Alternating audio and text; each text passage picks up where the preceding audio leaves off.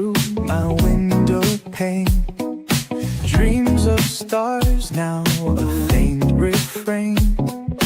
Coffee brews and thoughts collide in this early morning ride. Wake up world, let's start the day. Insight flows in a bright array. Questions dance like morning dew. In this space, it's me and you. Coffee chats with Melissa. Every cup is a whisper. Conversations open door. Spilling thoughts forevermore. Ideas bubble crisp and bright. Words take flight in morning light. Consult the heart, make it sing. New perspectives on each wing.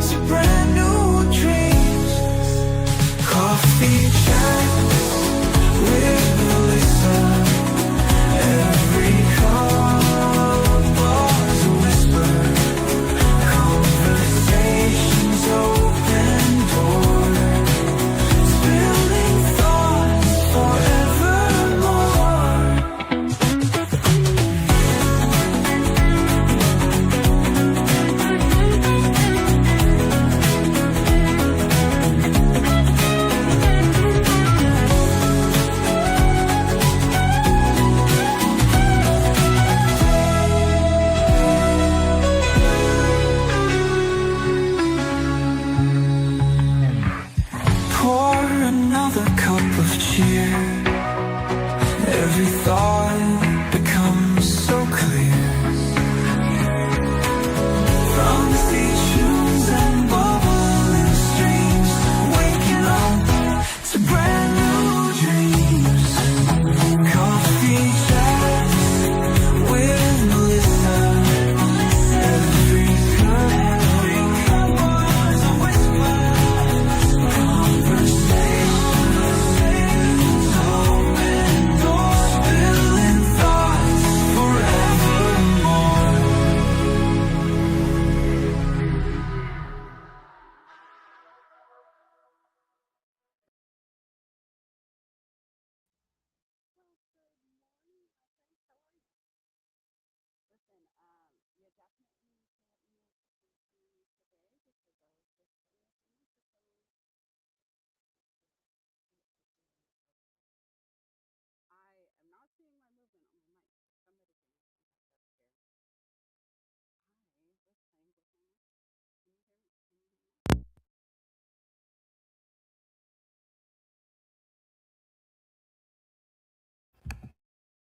Okay, guys, I am testing with my microphone. For some reason, my headphones are not working. Please hold on. I am here. I am trying.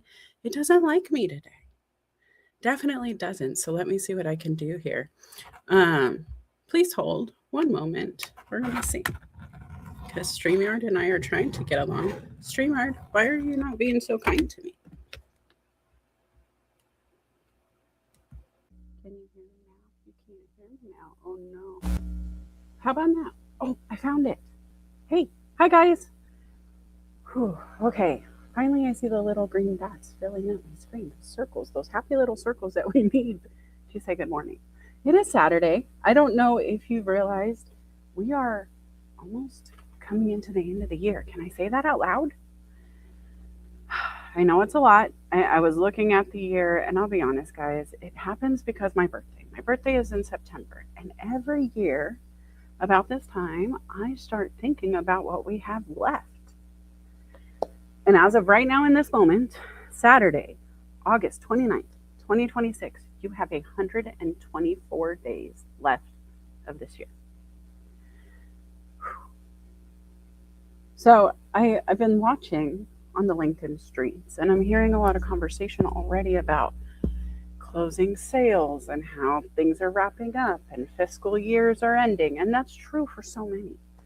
But I also feel like a lot of people are just hanging up their coat and they're just going to come back next year.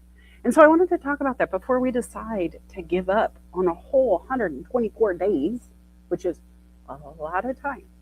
It's longer than some of my relationships. I'm just kidding. Probably not, actually. I mean, think about it. How many relationships did you have, whether with an employer, a business associate, a connection that lasted less than that? And think about the time that relationship had to cultivate a reaction, a response, some kind of understanding, right? And so, really, let's get into it, guys. How much time is too much time? How much time is too little to get done the things that we had planned to? So that's what this Saturday is about. I will be honest, I didn't invite many people. If you got an invitation, congratulations. You were one of the first 5 people on the list when I opened up invite. If you weren't there, you didn't get one. So tell your friends we're live. Tell them it's happening. Even if you share it as part of Team Replay, I think it's going to be beneficial. And, really, it's time to dive in. Now, before we do, my name is Melissa Ann Houston. I am the cultivator of dreams and motivator of human capital. I help people like you figure out a whole lot in their life. I am a life coach. I'm a business coach. I'm a mindset coach. The truth is, you can't do one without all of them. I tried. I started out as a consultant coming into businesses to see how I could help with operations, how I could streamline processes, improve sales outcomes and KPIs and all the good stuff. And what I quickly realized is a lot of these leaders that I was working with were fully capable of the job. They didn't need any new skill sets necessarily. They needed to be reminded of the ones they had harnessed to get to where they were. They needed to slow down, speed back up after they got clarity. And so that's what I help them do. Career, confidence, mindset, leadership, alignment of all of your actions to the goal, relationships, it all matters when you're in business. And if you've ever run a business, you know you can't do one without the others. They're all impacted. The more time you put in at work, the less time you put in at home. There's a balance there. And so I want to talk about all of that today. But if you are just getting to know me and you don't know what I do, please go to documentthenact.com where you can learn more about me, my services, and all that good stuff. Other thing I would not be a benefit to you if I didn't tell you is I have a YouTube channel. Sometimes during streams, it gets a little wonky on some of those platforms we're streaming to. YouTube seems to be able to circumvent some of those problems. And so if you're not following me on YouTube, scan the QR code now, go over there, go type in Document Then Act in YouTube and you will find me. Okay, who's ready? Who's ready? Let's say hi to some friends before we dive in. Let me see what I have. Okay, bouncy, and jazz hands. Good morning, Aaron Gibson. He is the delightful soul who helped me create that promo, the beginning, opening song, theme, the theme song that gets us going. I'm always dancing. Do you guys dance to the opening? Okay. David Pushkin says, no coffee for me this morning. All about the H2O as always. Looking forward to the conversation. Hopefully some Venn diagramming and good fun. Your chief encouragement officer approves. I can't read today. I probably should start wearing my glasses to the show. I don't really do that. Isn't that crazy? All right. Good morning, Mary Kay. Happy caffeinatant. Is that what it is? That's cute. I don't know what okay. David says, Melissa, you are one of those people who's already counting down to Christmas. I don't meet people like that. Actually, you're right. I'm not just counting down to Christmas, but coming back full circle to the birthday that's coming. It's always about this time of year that I have my whole life reflected, right? Your birthday starts to come around, New Year starts to come around. Sorry, I'm moving my headset. You just start kind of assessing, if especially those who have been in business. We look at the year end and we're trying to figure out, well, what did we accomplish? What do we do? What was worth repeating? What don't we want to do? And I started thinking about this for my age. Okay, so here's some inside info. I'm 44 right now. In a few days, that is going to change. It's going to go up a level. And I started thinking, wow, 45, halfway to 90, if I'm ever so lucky. And I just started really reflecting on what does that mean? Like, what have I accomplished in my first half of life? Maybe 2/3. I don't know how much time I have, right? And so, not to get dreary or upset by any means, but it's really an important thing to remember. We don't really know how much time we have. And so, for us to even be planning into 2027 is pretty positive thinking, right? We're hopeful. We have some ideas that we want to move forward with. And I love that. And we should capture them. Um, Another little secret is if you still have lungs in your air, or air in your lungs, I'm not awake yet, guys. My goodness. If you're still living, breathing, I believe you have a purpose. I believe there's a purpose behind that heartbeat, that there's a reason you're supposed to be here. And until you figure it out, you don't get to be done with the mission. And if that's true about my life at 44, and I'm going to be lucky enough to get to 45, what is that mission? And what have I accomplished so far? And where is it taking me? And all of that good jazz, right? All of that good stuff. So, first things first, to slow it down, what did I accomplish in this last year? That's what I really wanted to figure out. In 2026, what was my goal? And if you guys have been following my life in the past year, you know it's been kind of different. A year ago, my husband and I had a very hard day, and we weren't together for some time. Rightly so.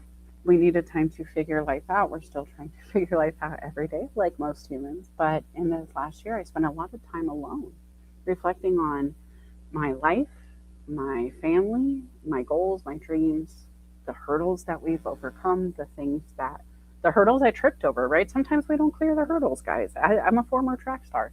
I don't know how many times I ran that practice track and didn't get my foot over the hurdle. And it just rocked with me, leaned with me. It popped back up when I was done, right? It was the nature of the hurdle. It was able to recover pretty successfully, and most of the time, so was I. I might have missed a step. I might have looked a little wonky on the land, but I did figure it out.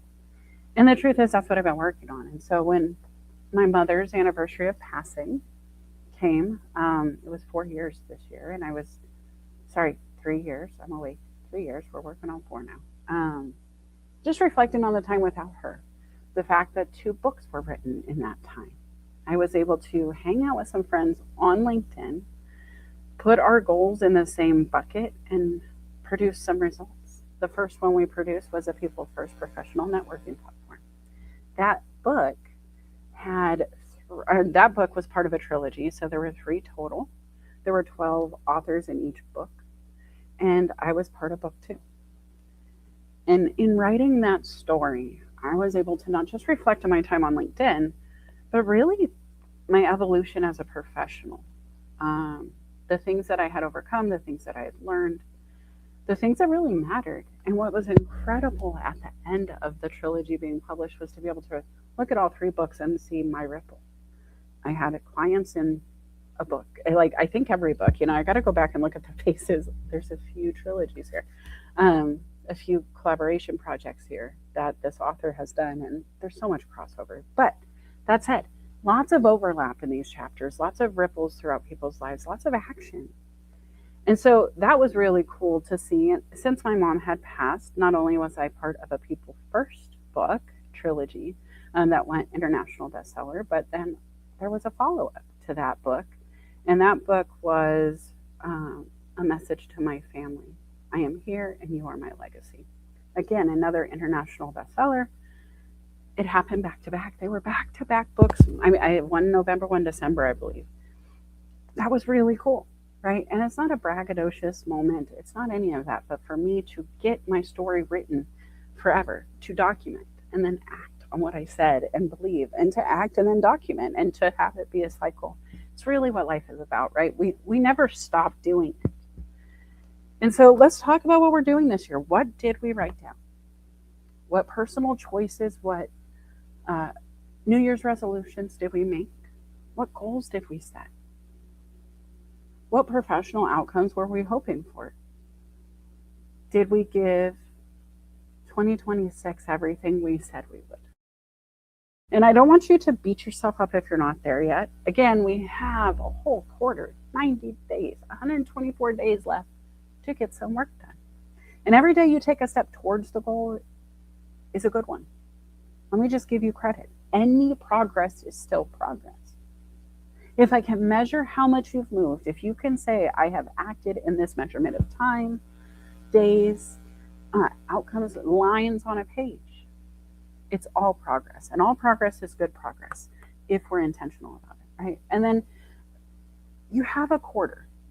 Are you hanging it up? Be honest with me. Before today, have you even considered the rest of the year yet? Have you been looking at it? I know sales professionals, business leaders, we're all talking about fiscal year end. I'm at 30 days out from my fiscal year end, 30 days out from 3 years with Cycle Gear, the motorcycle shop that I run during my day job, finger quotes. And again, just reviewing and assessing, what have I done? Where am I going? What's happening next? If we have 124 days left, how many of us will actually create more momentum and movement? It's not going to wait for us. It's not going to wait until somebody decides, hey, I want to go left. It's going to make the road come upon you, right? You're going to get to the decision whether you're ready or not. That stop sign, that stoplight is coming. And whether you know if you're going to turn right or left, you have seconds before you come to a stop and have to decide. And it really feels that way when you get into this many days left out of 365. When I think about this year, I have accomplished so many of my goals. I slowed down to speed up. I have assessed every decision I have made. I have moved in emotion, but then I have also assessed the actions that came because of it. I have trusted my gut. I have trusted my instinct. I have moved in others' lives, trusting my gut, trusting my instincts, giving out advice, knowing that I'm going to have a ripple in their lives. And I'm still creating that movement. As a coach, I can tell you I'm not slowing down. As a matter of fact, I'm probably going to have to double time it because there will be many people who need to act on those goals that maybe they didn't make a priority. And now they're like, nope, 35% of the year left, I'm going. I got to get it done. What would you do if you had 30% of your gas tank left? Would you stop the road trip? Or would you keep going? Check in. Where are you guys at? Do you have goals left for 2026? What are they? Maybe we can help, right? Humans are going to do the work, but are you assessing the outcomes of the work? Are you adjusting your behaviors or maintaining course? So in business, in life, KPIs are the report card. It's just how it is. It could be, and the KPIs, okay, you need to figure out what that is for you. What is it that makes you happy in your life? What is it that you want to monitor? Is it your energy levels when you wake up and your excitement to start your day? Maybe it's the energy levels at the end of the day. Maybe you have to track both. And then figure out why it adjusts throughout the day. Is it just naturally depleting your energy because you're utilizing it? And, just like a gas tank, you fill it up, you use the gas, it goes away, you got to refuel, replenish, you rest. Are you borrowing energy? Are you adding energy drinks to your day because you don't have enough in the tank to get there naturally? Now, this is a big one to pause on, guys, because as I'm coming into my mid-40s, I'm kind of there, right? I have to pay attention to what my body is telling me a little bit more. When I was tired as a kid, I could correlate it immediately to a late night out, dancing at a club. Maybe I hung out with friends really late. Maybe I stayed up reading a book, which is actually something I did quite a bit. I couldn't put it down. It'd be 4 a.m. I have to be at work by 9. Not much sleep there. So then, of course, I turned to the energy options. But if you're living that life now, you could be masking a symptom, right? I am by no means a medical professional, but being tired before you're supposed to, being tired without actually expelling a ton of energy is a symptom for a lot of things that exist in the medical world. If you are emotionally drained all the time just by facing small things in life, there could be something more there. If you find yourself feeling like you're standing outside of your body and you're watching your reactions happen without you actually controlling them, like an out of body experience of, man, I wish I could just calm down, but you don't. It might be time to talk to somebody because that's not something that a simple Venn diagram can handle. And these are things that I want to acknowledge ahead of time. Okay. Not everybody has the smile when they pop out of bed. I have been accused of toxic positivity because I do have a smile when I jump out of bed. Now, I get frustrated.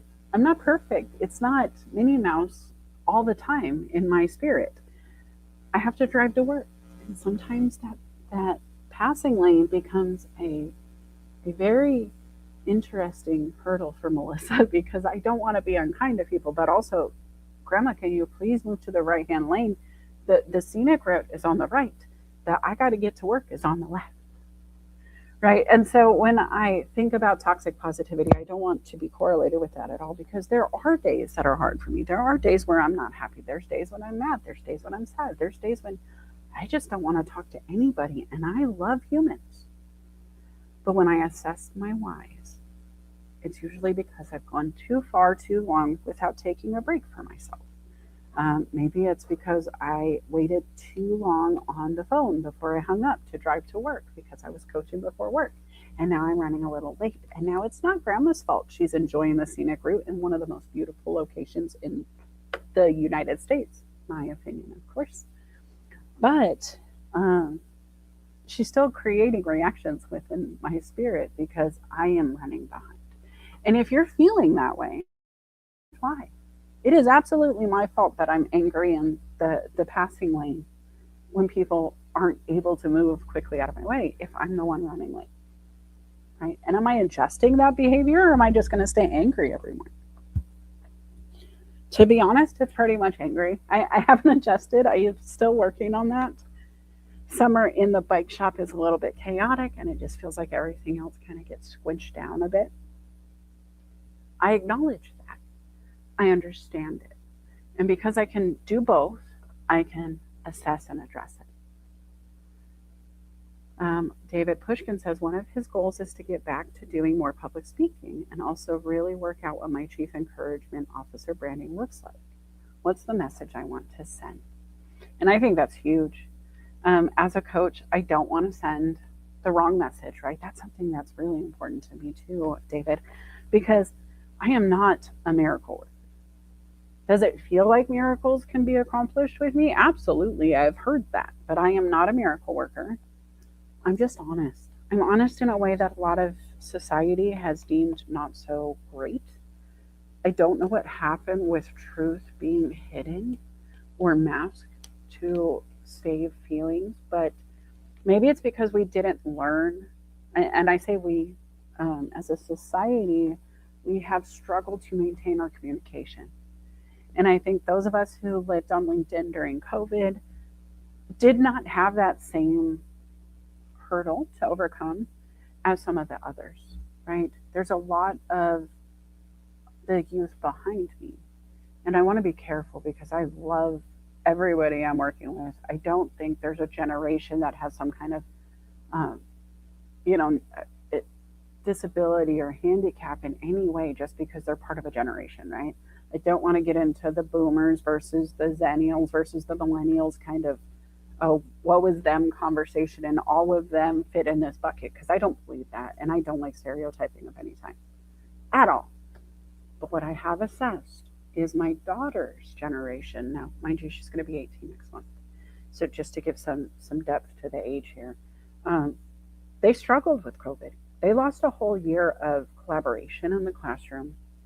They were the first generation of elementary school students and junior high schoolers to have to go remote without warning, to have to learn how to have friendships through the internet, to have to learn how to adjust. And I'll be honest, I've joked before that I was one of those first generation Excel remote college students, right? When I went to school, it was in the 2000s, and I was a single mom, so I tried to do some remote classes just to make it a little easier on me.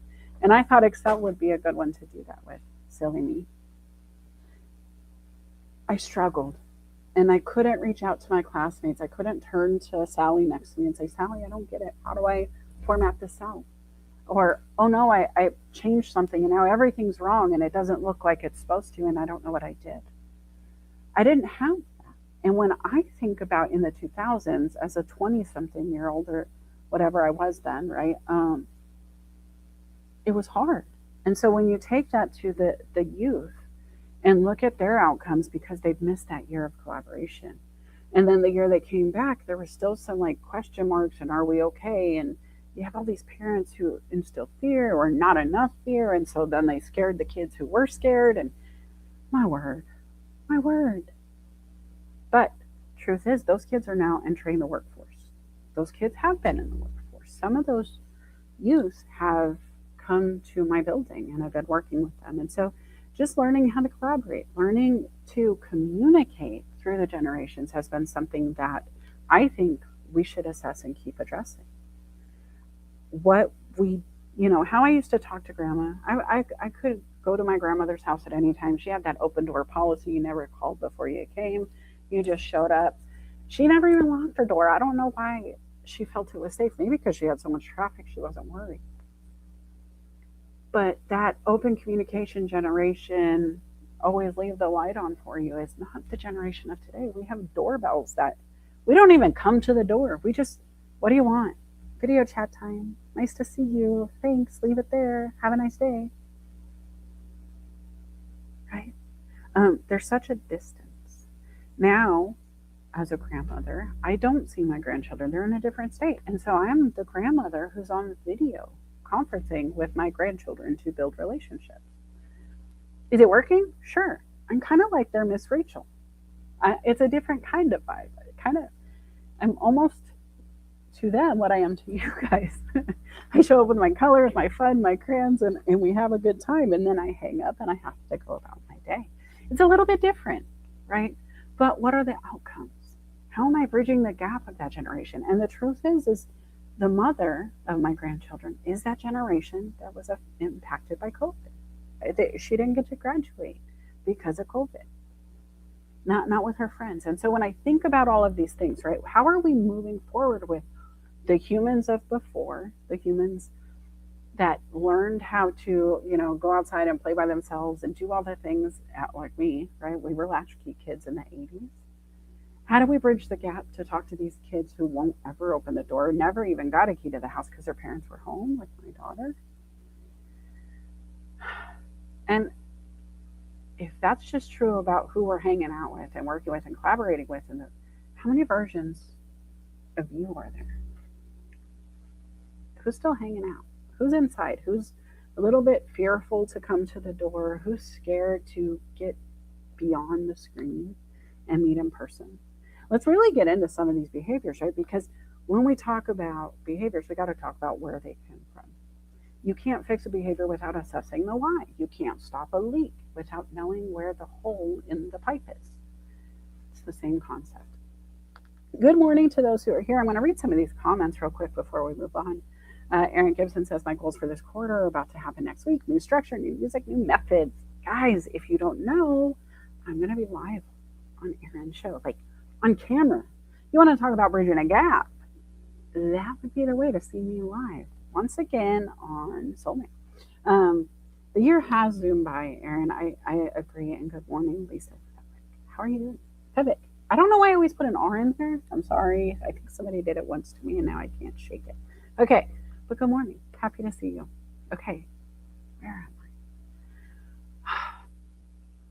2026 has been a whirlwind, but I will say I've had a ton of great outcomes. I really have. In the work experience, in the life experience, things keep changing and evolving. And in my opinion, in my experience, in reflecting, it has been positive.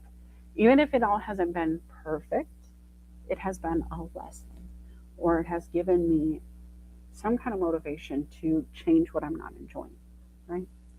And data is where I live. I assess data, whether it's my feelings, emotions, my financial situation, my energy levels? Do I want to do more? Do I feel like I'm doing too much? And what creates that movement within me? Once you know yourself, it's a lot easier to adjust and adapt. And when I know me, when I'm tired, I get grouchy, guys, like super grouchy. I used to joke that your kind mom checks out at 8 o'clock. You are rolling the dice with the mean mom after 8. Like my patience would almost evaporate. I don't know what it was. I was just like extremely tired. My mother gave me an 8 o'clock bedtime. I feel like my soul knows that. And so at 8 o'clock, I'm just grumpy. Leave me alone. I'm supposed to be in bed right now. Why are you talking to me? It's bedtime. Because I know that, I would always make sure we did family time early. I would always make sure that I wasn't bringing that energy to the kids. But if I know that's true about myself, I really need to structure my day, right? The numbers, the humans, data decides. So the numbers, what happened? That's all it tells us. The numbers of your energy level, your sleep level, your steps that day, how many sales you did, how much money you spent, how many of your goals you completed on the to-do list. The humans are what matters, though. And sometimes we forget that part, right? I'm going to call out the big bad sales organizations who just churn humans instead of train them. They look at the numbers, they say, oh, Bob didn't make his goal, Bob's gone. They don't ask why. They don't coach the problems away, they just cut the humans. And so I don't want to work with organizations like that. I don't want to work with people like that. I think humans are worth the investment. I'm a growth coach. I love playing in my garden, even in real life.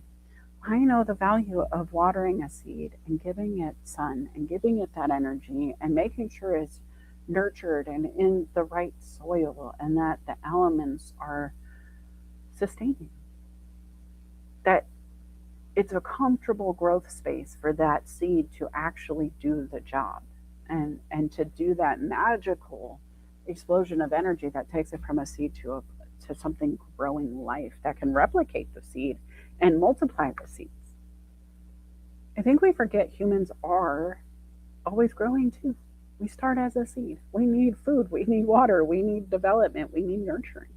These are facts of life. And when you take that away, you can see the difference in the human. When people aren't cared for well at home and they're removed from the home, and then they're put into like an assisted living facility or they have some kind of nurse who comes in to assist, often you see a huge difference in recovery or quality of life.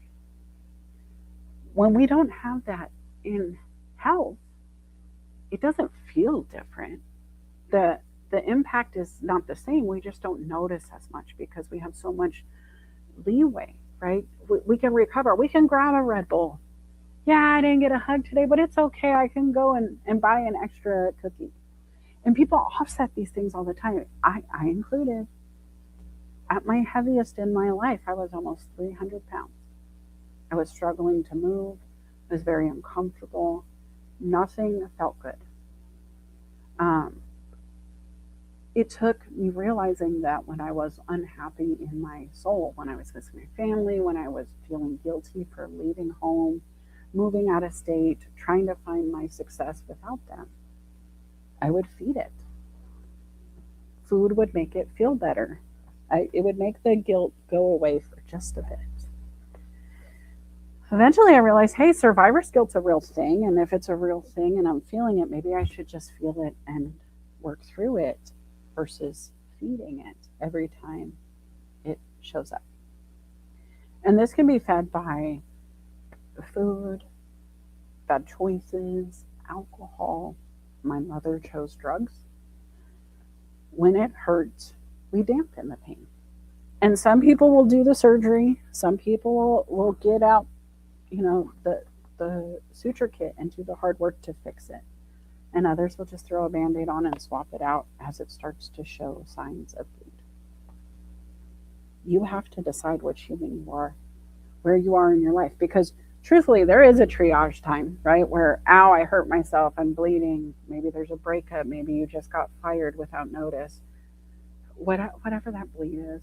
Maybe you had a hard conversation with a family member and it ended with the hanging up the phone and now you're not talking.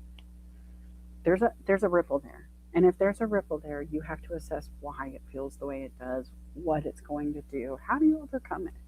And these aren't easy conversations, guys. But this is stuff you learn to do based on how you feel and how you move after you notice the bleed, right? The data. If you're bleeding financially, you have to go back and figure out, well, why? Most of the time you're buying a solution. People spend money on fun and passion. If you're not having fun, you're probably moving in passion. And passion can be a beautiful thing. You can want to fix a problem. You can want to grow a company, or you can passionately want to drink your ex away. You have to be careful with your outcomes and look at what it brings you, right? If you wake up and your ex is still gone, but now you have a hangover, are you any better? You just spent how much at the bar? You just got a ticket for parking inappropriately after you got home, whatever it is. What are the outcomes, right? Let's move on. Asking yourself now, what follows you into 2027? First, what is going to come? Because rarely it stays in one circle.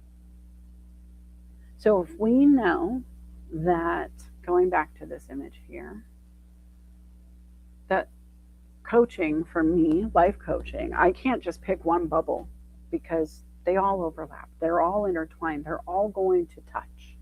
They're all going to exchange energy and have to move and shift and float. That's why I love the bubble analogy, because as much as I'm a Venn diagram girl, those circles move with and without our permission. And so if they're all floating out all the time and you're focused on career and you're getting that in there and your confidence and your mindset, and then all of a sudden you're like, wait, where's my relationship? It's floating away. Let me come back to your relationship. You bring it back in. Now, have you ever tried to keep cats in the same spot at the same time? Little kittens, get 10 of them and try to keep them all aligned perfectly. It doesn't work. And so the truth is, if you're always struggling to catch the circles and bringing in the bubbles and trying to keep them from not just floating away but popping, right? You can't squeeze too hard. You can burst the bubble. You could burst it. And if you could burst it, what is that going to do for you? Like, what happens? And so as we're moving through, as we're making the change, as we're assessing what's going on, we really need to look at this and go, which bubbles need to come with us? Which ones don't? Which ones are overlapping with the important things? Maybe, and please, if this is touching a sensitive spot for you, I'm so sorry, it's not a judgment thing, but I think about my mom's addiction and how her addiction circle never was off on its own. It always impacted others. Always. And if you know that your negative behaviors or your bad days can overlap with the others, why wouldn't you want to address those bad days? Why would you want to bring that with you? Right? So you got to plan. If I know I'm having a bad day, if I know I'm in that mindset of, you know what, something's wrong, I'm fussy, I have that attitude of I need a nap, I'm hangry, I slow down. We've talked about it before, but write this down. If you have a pen, grab it. If you don't have a pen, don't ever come to the show without a pen. It's just kind of silly. But HALT, HALT. When you feel fussy, when you feel hangry, when you feel like the world is just rattling you and you're shaking from the inside and you just can't stop the earthquake, I want you to pause and ask yourself, are you hungry, angry, lonely, or tired?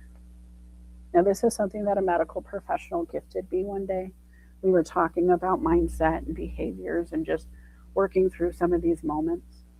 And it was actually talking about one of my children, because she is the grandmother, she's passed now, was the grandmother of one of my stepsons. And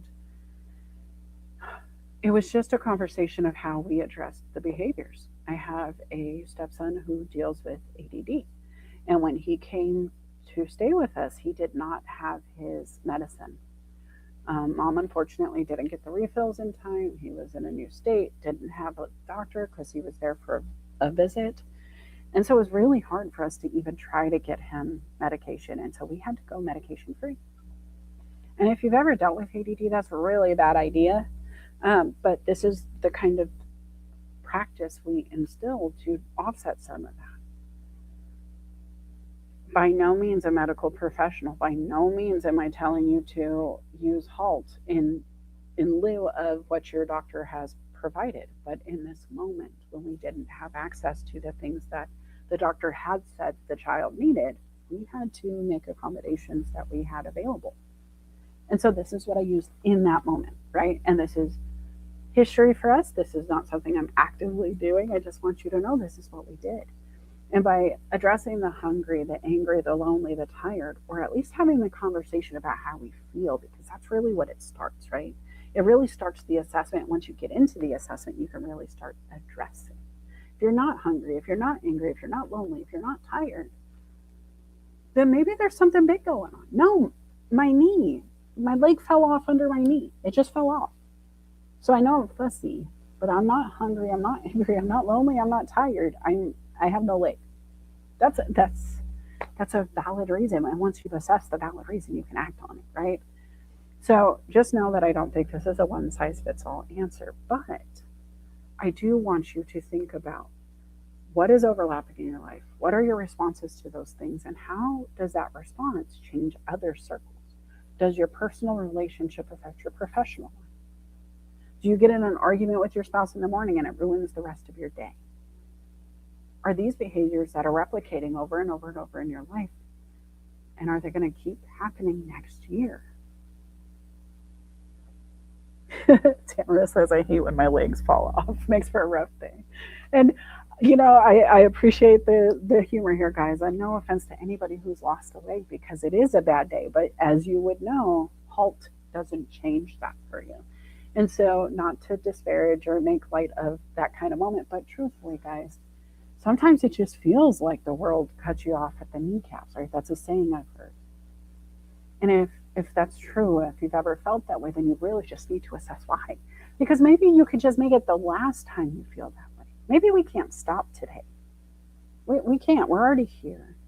But we can prevent it from happening the next time. If you've ever had a flat tire on the side of the road, but you didn't have a jack, I bet you that was the last time you had that experience because you fixed the problem. Maybe you didn't have a spare. Bet you did the next time. AAA. Is it act? I didn't want AAA until we needed it. And now I've used it numerous times because somehow keys end up locked in a car. My spouse is a very busy brain person. These are things that we need to address, assess, and overcome. Now, truth is the new calendar is not enough. It will change the date, but it will not change the pattern. That's an us problem. That's for us to have to determine how we do. And I can't be, you could do it some circles.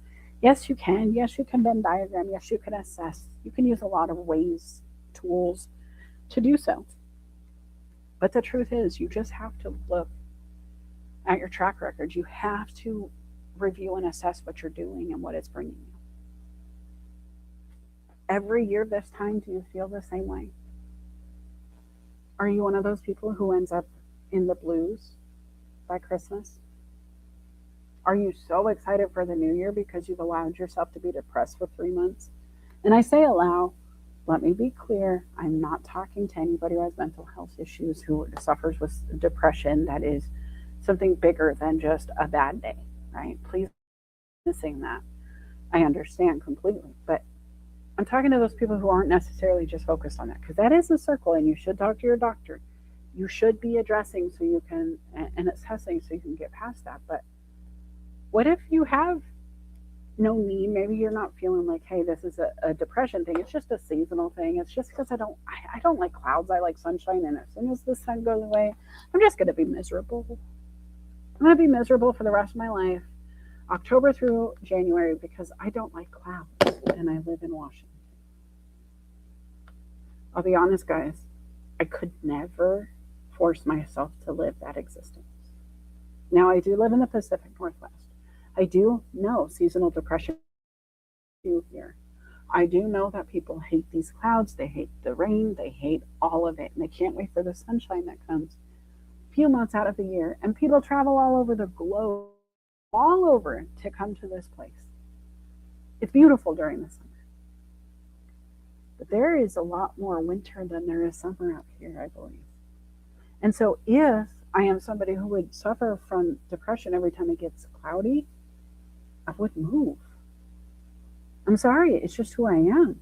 And I say that because as an Arizona kid who hated summer times and 150-degree weather outside, a little facetious, but only about 25 degrees off, I didn't want to be outside. People would always say, oh, I gained so much weight in the holidays, the winter, I'm cooped up all winter. It's the same in summer for me. I would gain 20 pounds in summertime because I'd stay inside the AC and not want to go outside at all. I'd get that pizza delivery going and I don't even want to cook. Don't heat up the house. The AC's not cold enough. I moved. Guys, I moved. I got the heck out of there. I went to the Midwest and realized, wait, it's hot and humid here. And then it snows and we got a shovel. And I like the snow, but man, do I like 6 months of it? Probably not. So I moved again to the Pacific Northwest. Why? Because I love the rain.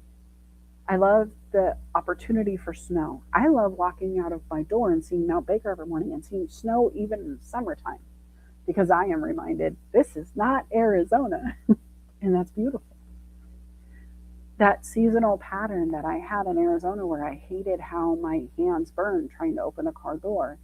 And it got to be a running joke. I remember watching the news where they would put cookies on a baking sheet and put it in the dashboard at 8 a.m.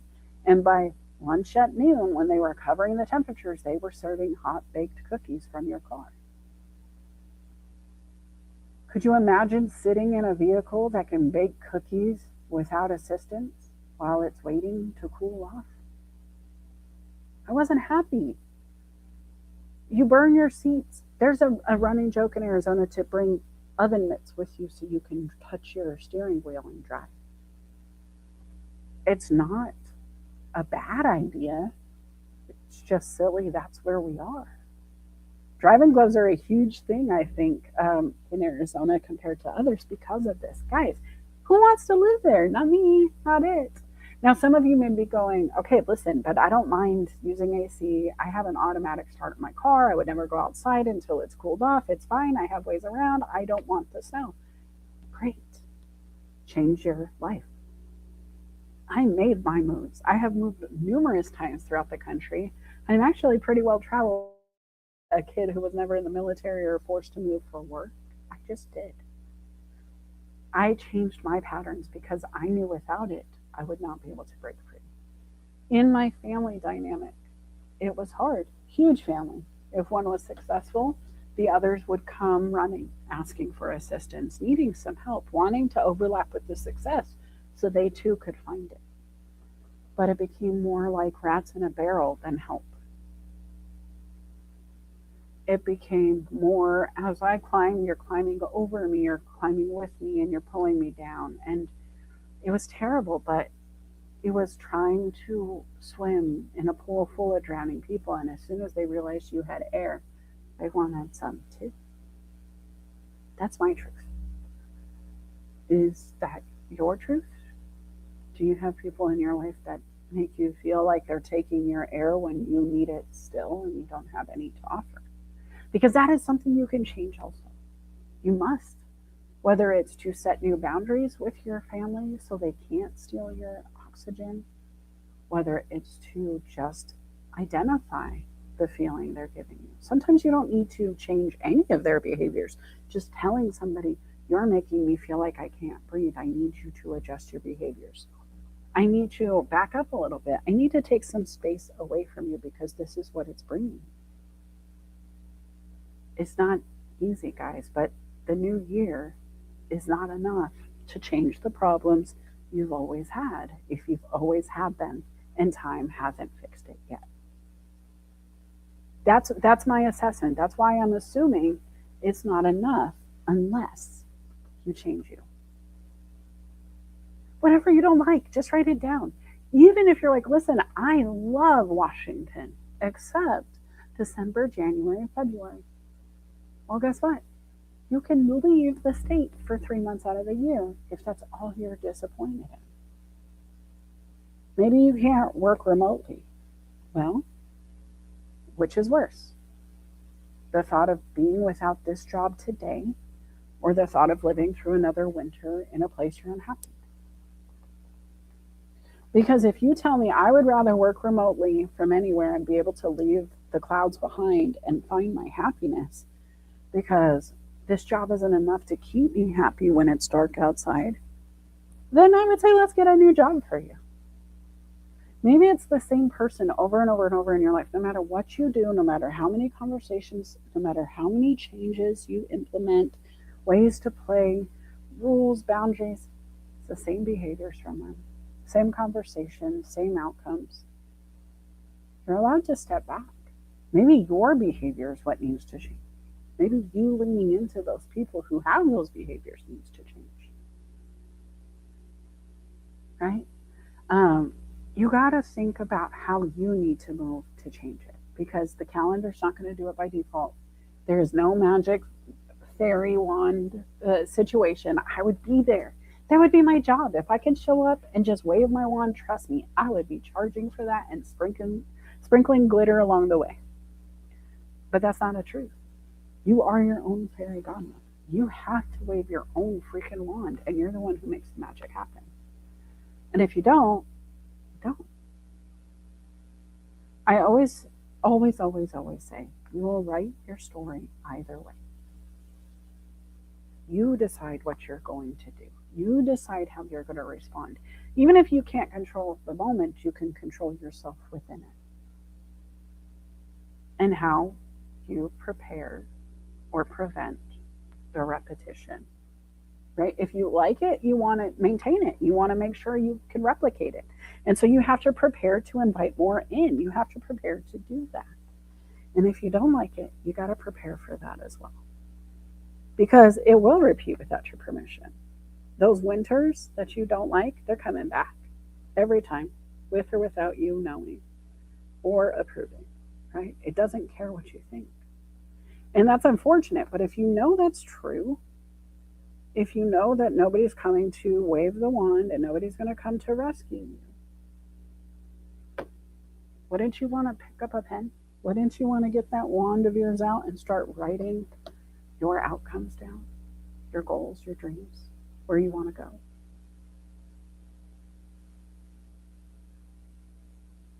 Think about it. All right. So let's get into the real questions, right? And guys, I'm going to open up the stage in a minute. So if you want to join my show this morning, you will need to go to my LinkedIn, go into my DMs and say, hey, Melissa, I would like to come on stage, and I will send you a link. Ooh, there's a buzzing sound in my background. Thank you for letting me know, David. Has it been going the whole time? Is it still there? I wonder if it's the fan in the background. Do you guys hear a buzzing? Let me know. Sorry, I just noticed this message. All right, guys. Sorry about what's on the screen here. And good morning to Sean. Love it when you can show up, guy. Here, let me say hi. Okay. The plan is only as strong as the questions under it. You can plan and say, hey, I'm going to Phoenix, right?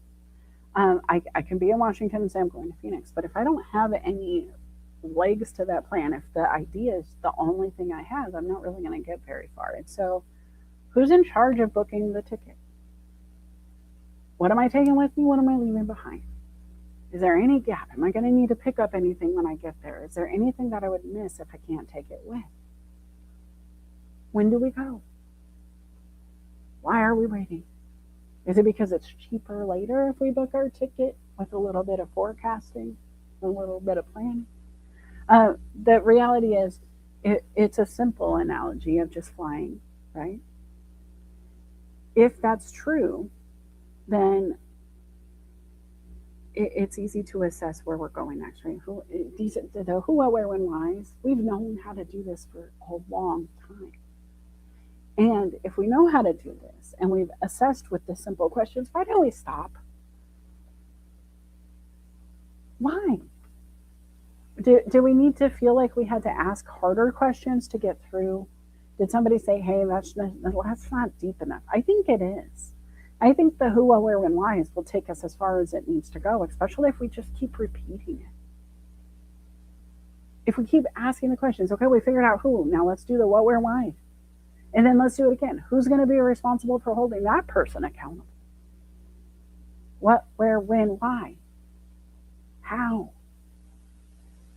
Is it repeating? Is this something we're going to do often? Is it a quarterly assessment? Is it a weekly review? These are the things you have to decide. Because if you're the one managing you, right? And I wrote this to do both personal consulting and coaching, but then also professional. If you're the one in charge of you, then this is a conversation you have to have with yourself, your actions, your outcomes, your plans. If you're in charge of a team, this is the same thing you can assess your team with.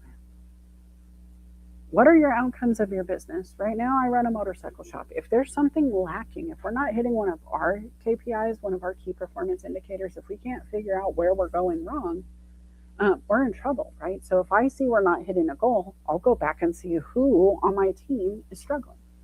Because typically, the team pulls their weight. The team excels. We exceed expectations.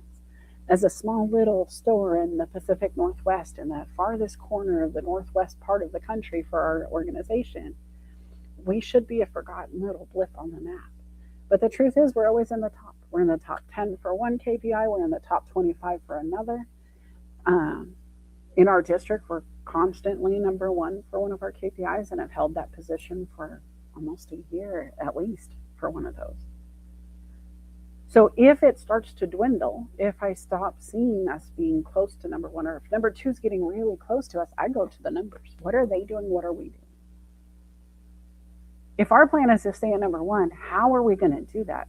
Who is behind us? What is coming up on our left?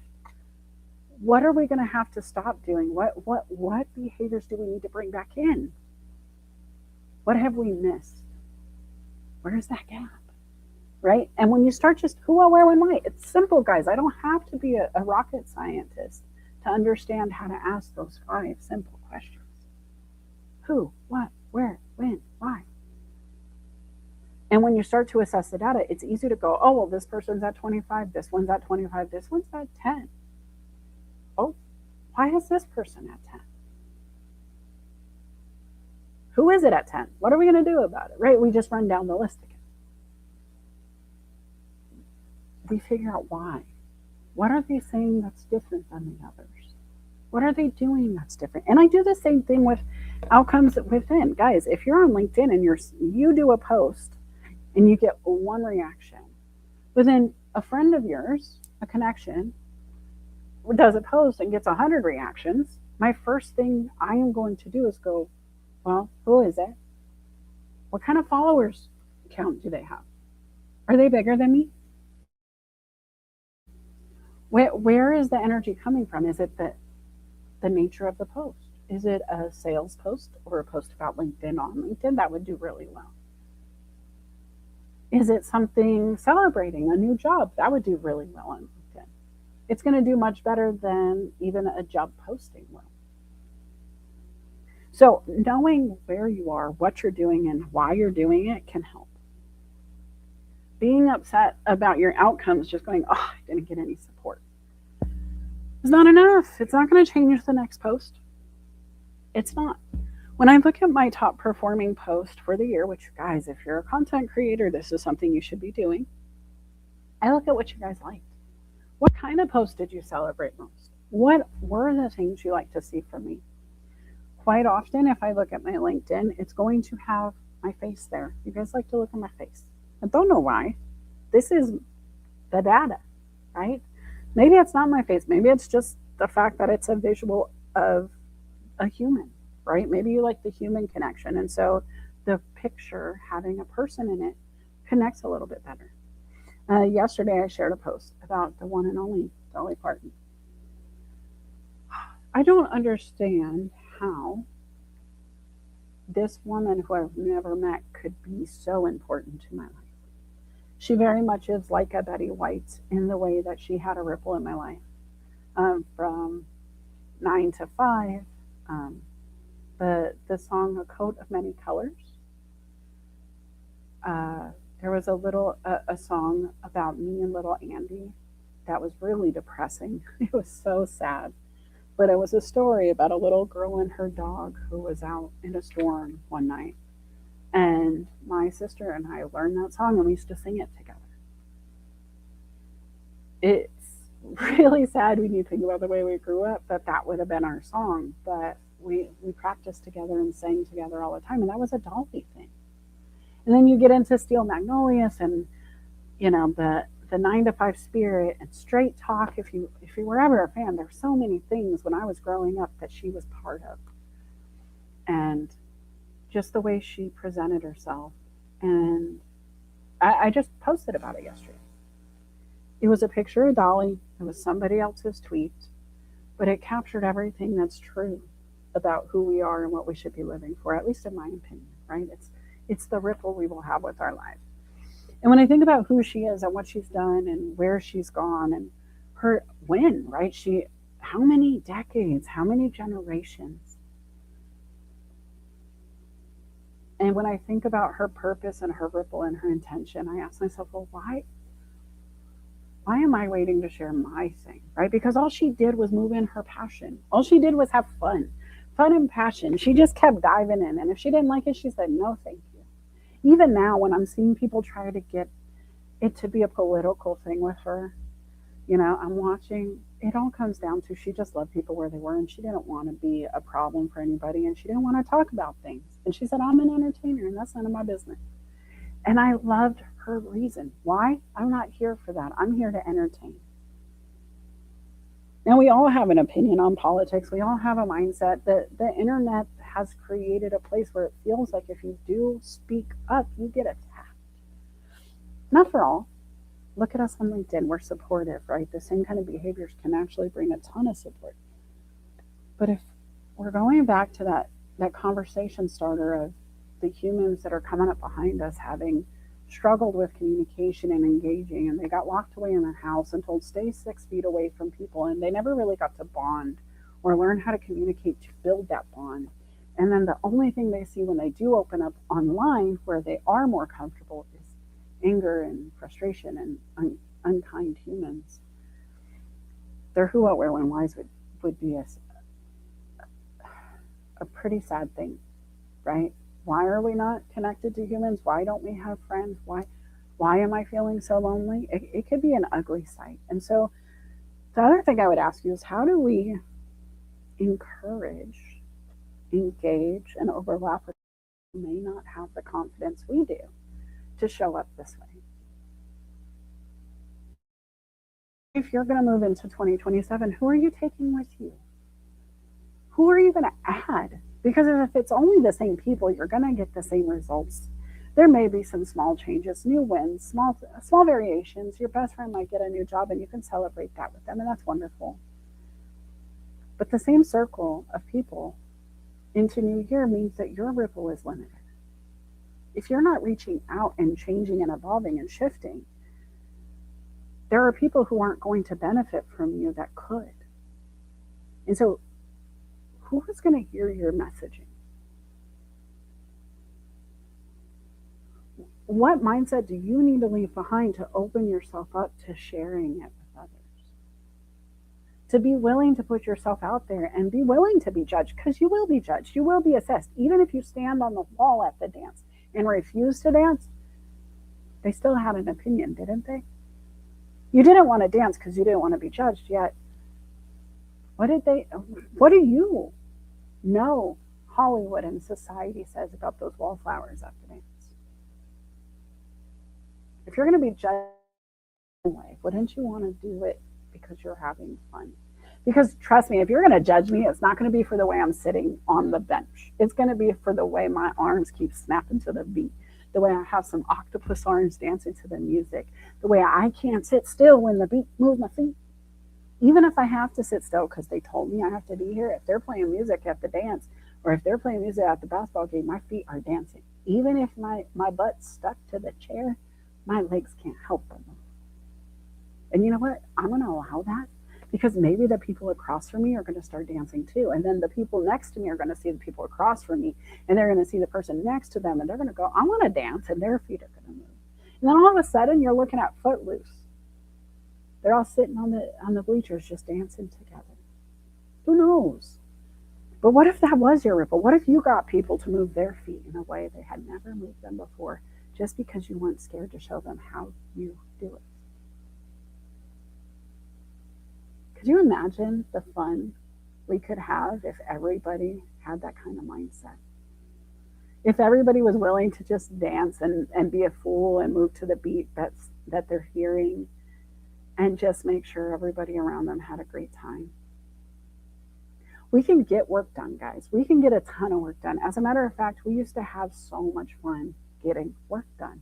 We'd have a doom list, and we'd write the doom list down, all the things that are overwhelming or laying over our heads. We know we have to get it done by end of day. We'd write it on a piece of paper, doom list. And we'd make little evil, happy face, like smiley faces, like, rah. You know, you could just hear them coming off the screen. It's the doom list. But every time we came and we're like, haha, doom list, and we'd just mark some off. It was hilarious to watch us win at something that felt so heavy to begin with. It was almost a game of, haha, doom list, we got you. And if you've ever watched any of the 80s cartoons growing up, you know that haha moment where you just turn the tide on the villain, and it's no longer something that's a bad thing. It's fun, and we're getting away, and we've made it. We have won the day. How do you do it? What is it going to take? Where do you start? When do you start? And what are you waiting for? Why? Why are you waiting, guys? Because the truth is, you are the one in control of the timeline. I don't care if your boss has a schedule for you. You accepted it when you said yes to the job. You did. So if you don't like your timeline at work, you got to say no to the job and figure something else out. And it doesn't mean say, like, I quit today and then go look for something new. You can look while you work. You can plan while you act. You can assess and address while you're still moving in your current plan. Because quite often that's what happens in business, right? When we're planning for 2027, we're still acting on 2026 goals. We're just going to do it different when the clock ticks. We're going to do it different once this mark has been reached. We're going to do it different when we decide it's time to change it.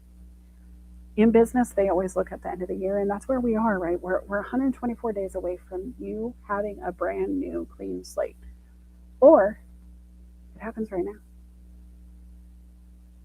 What if I told you you could change it right now and not wait for the new year? Because if I ask you why 2027 has the magic that 2026 doesn't, why are you waiting? What is it going to bring you that you don't have right now? Why are we pausing? Are we waiting for the light to give us a green? Are we at a red light? I don't see it.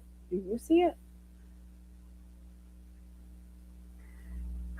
If you wait to try to get a new contract for 2027, if you literally say, nope, everybody's done, the holidays are coming, they're all on vacation, the kids are going back to school, I can't reach anybody ever, anywhere, you're going to miss out. One of my favorite things to do was to call businesses on Christmas Eve.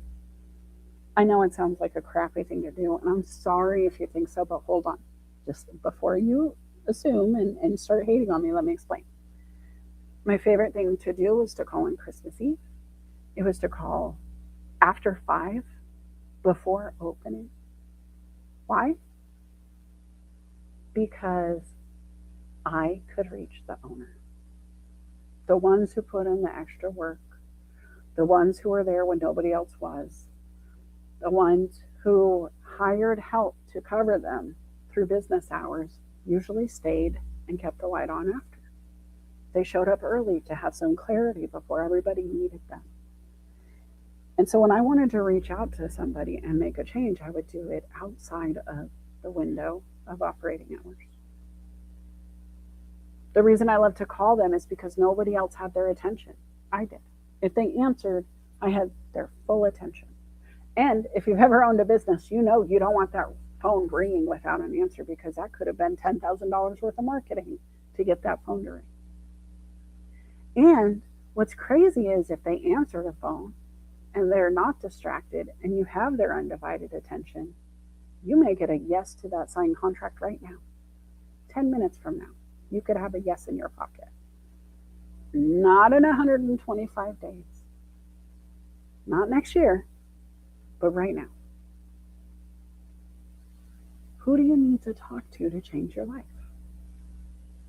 What rules, finger quotes, do you need to break, like 9 to 5 business hours, in order to find your success? What have you done their way, the normal way, that is not working for you? Because I'll be honest, that's a trained mindset. In school, they taught us to think like everybody else. Everybody should come up with the same answer. Everybody should be able to have the same picture once they've been described, the same image verbally, right? You should be able to draw the flower, the boat, the whatever, the exact same way as everybody else. There might be some variances, but very few. It has to be this way. And I used to hate that. Even if I understood you wanted that sailboat, why do I have to have it be a white sail? I want it colorful. I've seen sailboats with different color sails. Why does yours have to be white? Why does mine have to be white? Do yours white. I'm not going to be the white sail. Mm-mm. What can you do that would break the rules? And I say this because the rules are fake. They're made up by whoever was in control at the time.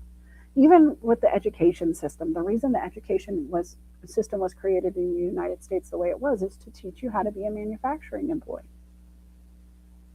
Do the research, figure it out. They taught us how to read and write just so we could take direction and read and write in a plant. To produce what they needed to train. It makes sense.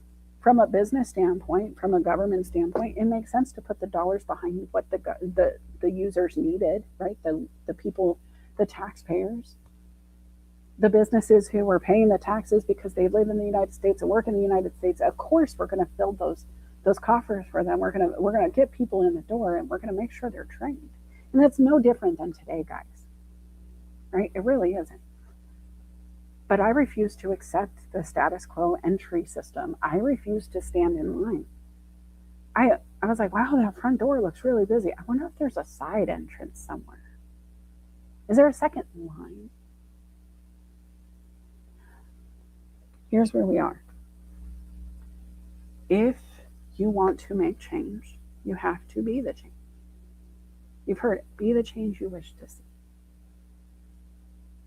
What change is up to you? It's what you wish to see. That's the whole point of the statement, right? Don't be the change Bob wished to see unless Bob's paying you to make the change. But what do you want to change? What do you want to fix, finish, or free? I would love for you to create 3 lists. We do 3 to-do lists all the time. I would absolutely like you to have a finish it list, a fix it list, or a free it list. And it doesn't have to be done now, right? The clarity of where we're going is where we need to start. So if 2026 is not done, what do we need to do to finish it? And this would be the list I implore you to implement.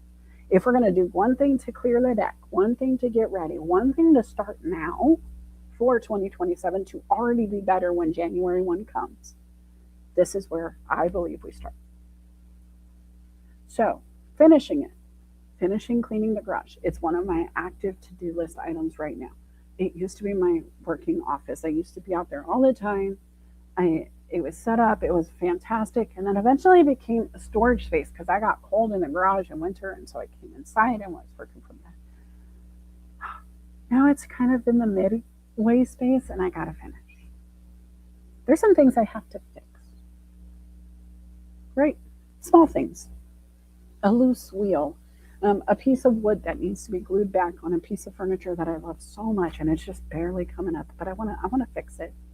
And you won't notice it unless you try to move it. And I know because when I move it, I notice it and I keep forgetting. It needs to be on my list because it's something that as soon as I see it, I get frustrated by it because I knew I wanted to do it and I haven't.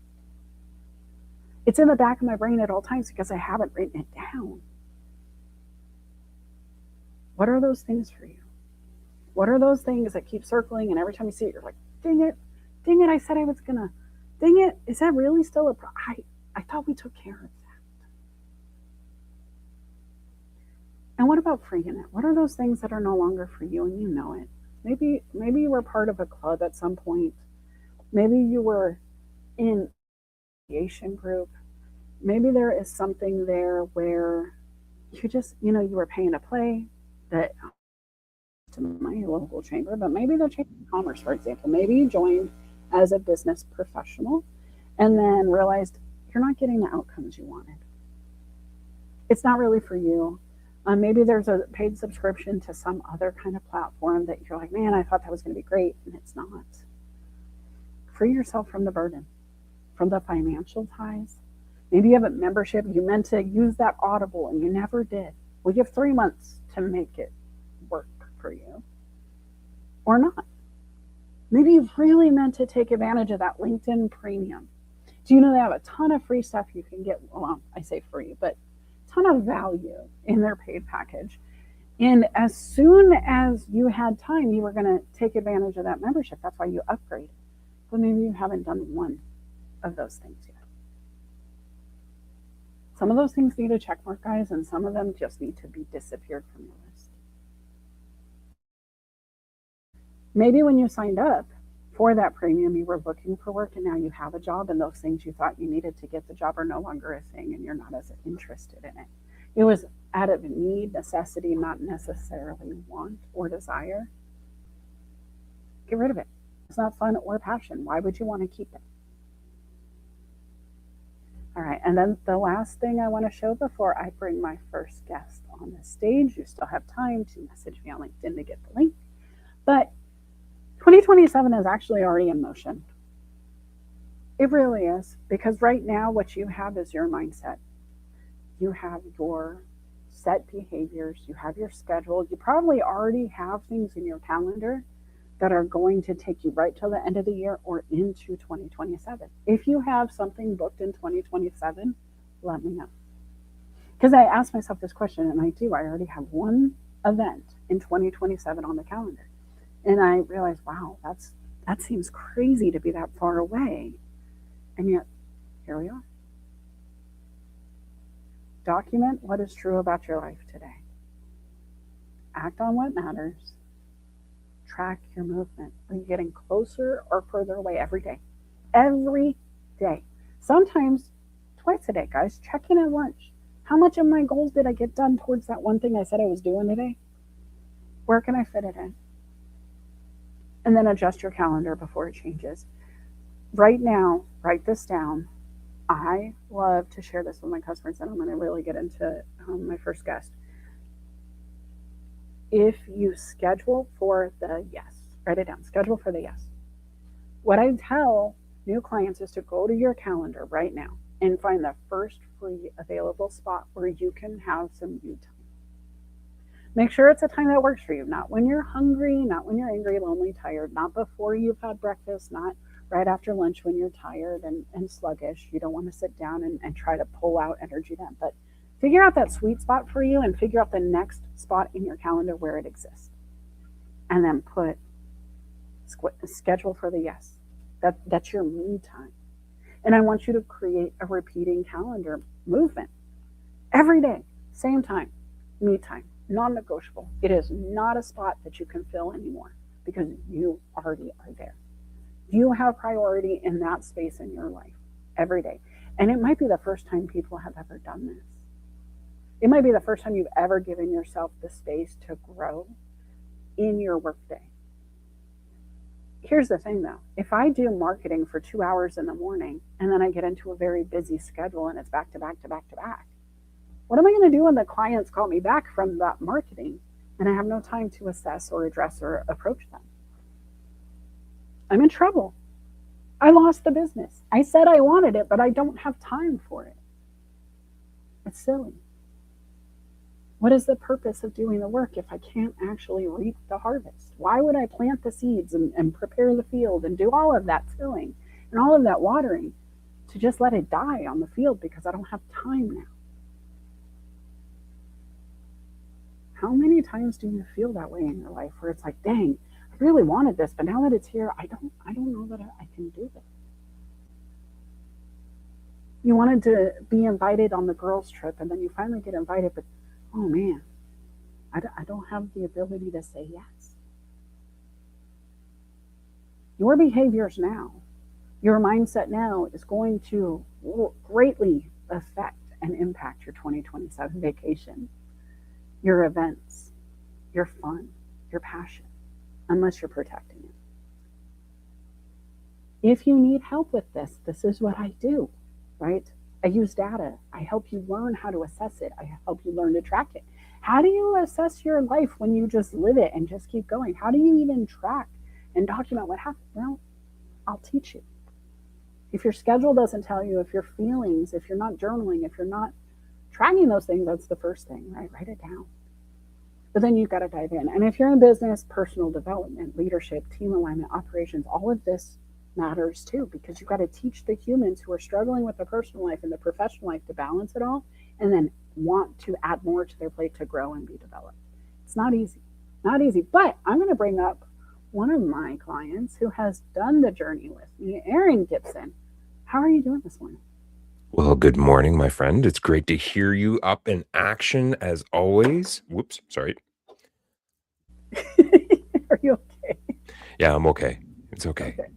I was reaching for coffee and knocked over one of my pens, which sits by my notepad while you're doing your show. So, and I'm going to take this moment while I'm going to let you talk, and I'm going to go shut off that stinky fan that's messing up my audio. it's all good. It's all good. You know what? I'll take ownership for that. And everybody that's listening, like I promised Melissa a microphone. I had a backup microphone that I have been trying to find in all of my totes, that I have promised that I will get to her at some point in time. We just might one up it, but we're not going to discuss what that is. And if you haven't done so already, please, please, on YouTube, come and subscribe to Document Then Act. Come and subscribe at Document Then Act. And if you want more information on documentthenact.com, then hit that website and you guys are going to find the most amazing website.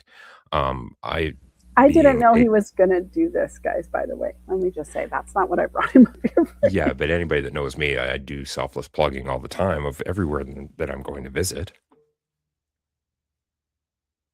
Are you still there? Yes, I am. Sorry, I'm multitasking over here trying not Okay. I'll continue my little rant then, so you can.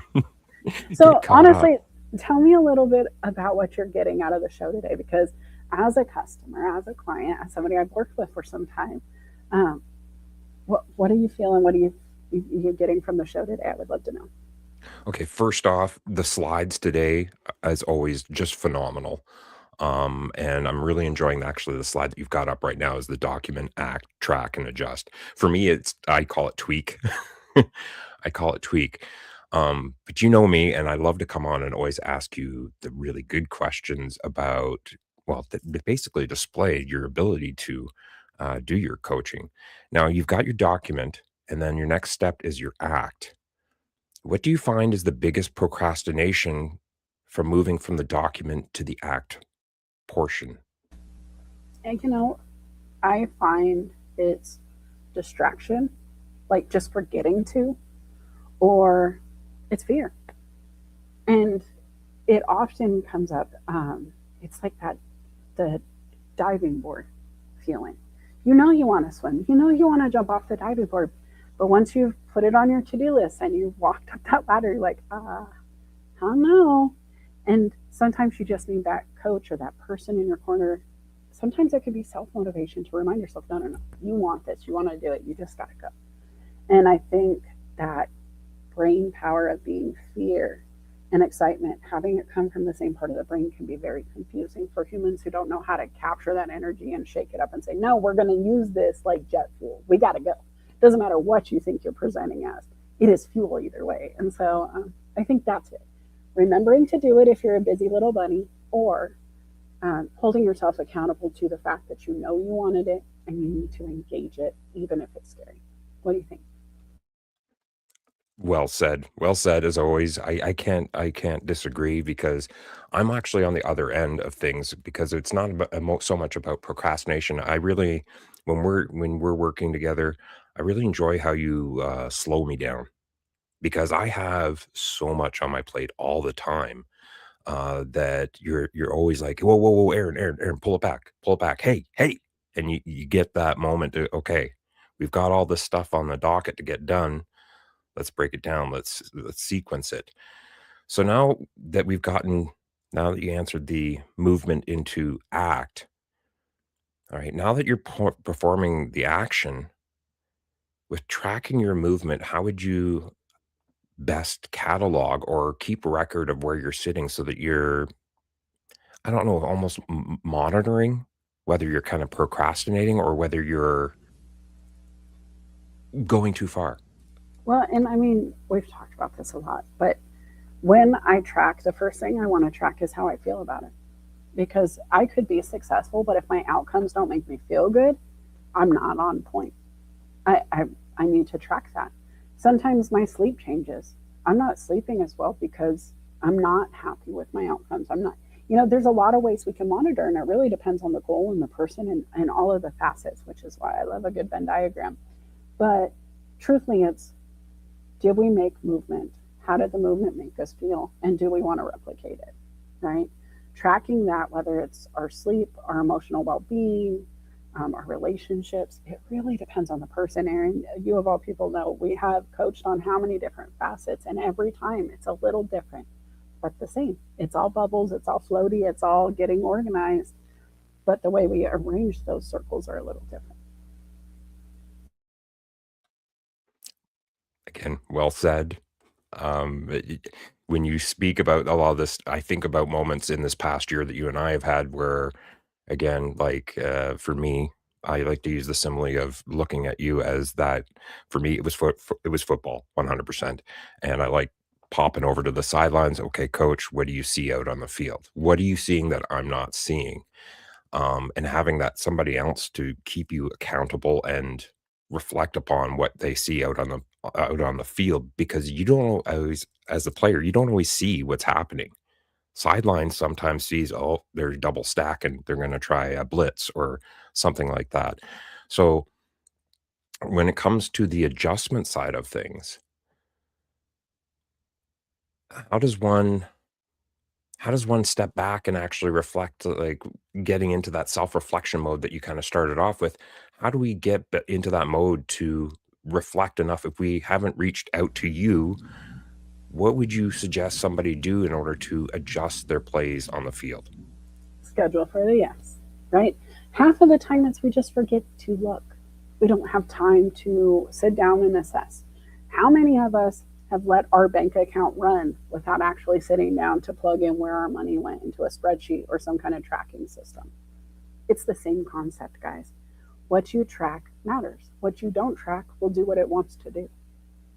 If it's important to me, I will have a spreadsheet.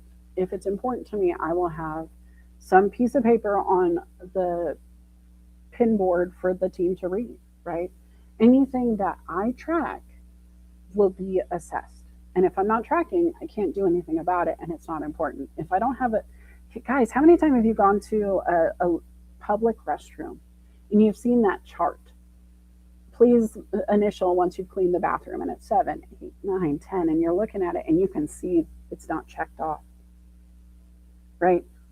That immediately alerts you to the fact that there is a problem in this bathroom as soon as I walk in. This is probably not the cleanest bathroom I've been in today. But you can adjust. If you're Melissa, you will grab a paper towel to open that door handle every time you leave a bathroom, clean or not. After I wash my hands, I use a paper towel, open the bathroom door, because some people don't. I adjust my behaviors based on what I know. And it took me realizing, ew, this hasn't been filled out. Maybe I was a new employee and maybe it was my turn to initial it. And I realized, wow, it has been done in hours and I'm the guy. But it stuck with me. And I think that's true with anything we track and adjust for whatever reason. You learn it in your careers, guys. You learn how to, have a budget because your boss taught you how to use the budget tracker, whatever it is. You take those skills with you. If you apply those skills to your life, it's going to be a game changer. And that's the part most people don't do. I didn't have a ton of great role models growing up. So when I learned something in my business career, I immediately went, how can I apply this personally? If this works for him to make better outcomes within his team, and I'm watching him coach us on these behaviors, how can I do that with my kids at home? right? I learned leadership and parenting a little bit from my mom, a lot of it from my grandmother, but even more so from my corporate experiences. And even communication, guys. When my daughter, she's going to be 18 next month, but by the time I got to my last child in the house, I had experienced 3 toddlers, my son, and then two of my two step boys. They were all in diapers under my roof, right? And so having that experience, I wasn't new, but it was a completely different experience with my daughter because we taught her sign language from being a baby. When I would give her milk, I would sign for milk, even as a 3-month old. Do you want more? And I would make the hand signal for more if she was having a snack and she seemed fussy and the plate was empty at the high chair. Doing that created her being able to sign back. She's crying, but all of a sudden now she's saying more. She wants more cereal. She wants milk, and she can signal. She's cold and wants her jacket, and she knew the sign for jacket because I would make that sign every time we got ready to go outside. These are signs she still understands. It's simple to add to my day. Like I had to learn a few things, and there was a YouTube channel for that. But every day I would learn 5 new signs and do them with her. And then I would try to use all of the signs every day throughout the day so she would learn. And guys, if communication is important in corporations, trust me, it is vital for toddlerhood before they learn their words. When you can assess what your child is crying about when they can't communicate verbally, it's a complete game changer. And I wouldn't have learned that without experiencing the same job numerous times over. And then new data came in. And I applied that new data and it changed the game. Right? It's that same concept. What are you learning on YouTube? What are you learning from Microsoft? What are you learning in the office? What is that lunch and learn actually teaching you? And are you paying attention or are you doing Candy Crush under your desk? Because those are the game-changing moments that you either apply to everything, you apply to one segment of your life, or you don't apply at all. And it's wasted time if you're going to sit there and not actually engage. Right? Why are we pretending to care instead of saying we don't? Aaron, how many times have you pretended to care instead of saying, you know what, this isn't for me? Oh, you asked me a question that I'm actually, I I am honest to a fault. You know that about me. My filter is not always the greatest with everybody, I know this. right? So, how many times have you fudged it because you needed to? It's very rare. It's very rare. I'm very candid with everybody. There is times where I execute a little bit of consideration because of that individual, and I know that individual. For example, like I can't talk the same way that I talk to you. I can't talk the same way to my grandma. Like she'll go up out of her chair and start beating me with her cane if I were to talk to her the same way that I talk to you. Well, So and I want to be clear because in my brain I was thinking work wise. How many times have you been in an educational moment at work where you couldn't escape and you had to be there even though you didn't want to be? You, maybe? a few, we'll put a number. It's less than a handful. Okay. And in those less than a handfuls, how many of those educational lessons could you teach me in this moment right now? Maybe 2 of them, 2 out of the 3. Guys, here's the thing. If you're not engaged, if you're not really wanting to be there, you probably won't have the same number because I'll be honest, this guy's Aspie. So he's basically a computer. And so it's fun to ask him these questions because I know he's paying attention. But how many of those lessons did you implement in your life after you left the room? Truthfully. If you weren't engaged, how many of them did you actually apply? You're asking me, or are you asking your audience? Well, everybody, but you're Okay. here, so you. For me, I did apply 2 of those aspects. Did they work? Absolutely. And Yes. would you tell me why you weren't engaged, but yet you applied and why they worked? Um, th- for me, it's again a little bit challenging to keep my attention. If you're not getting, for me, I'm very to the point, very logical. I could be almost Vulcan from Star Trek. Um, And if you don't, it's kind of that 2-minute leeway thing. If you don't get to more of the point and you're dragging on after 2 minutes, I have a problem re-engaging with you because I'm like, I want the information. It's nothing to do with you personally. I need the information in order to understand. And if you're not providing me with that, it gets frustrating for me. And I start to repeat my questions because I don't feel like I'm being heard. Oh, he just touched it, guys. I know this about Aaron. I didn't know if he would say it or not. I was kind of hoping he'd go there, but I know that if he doesn't feel heard, he's not engaged. If it's not a two-way street, traffic stops. He's just not in. And that's true for me. I'm certain it's true for some of us out there, right? If you think about what moves you or what shuts you down, you start to learn, you're assessing, right? You're tracking your responses and you can adjust accordingly. If every time I hear one person speak, I can't hear their lesson because just the sound of their voice is frustrating me, I can't go back to that class. I already know it. It's a waste of time for me and for them. And eventually I'm going to be a problem, not a solution. I'm going to get frustrated. My energy is going to be wrong in the room. They're going to know I'm not engaged. Every time she asks me a question, I'm going to roll my eyes at her or something. Who knows, right? But you bring that with you, whether you mean to or not.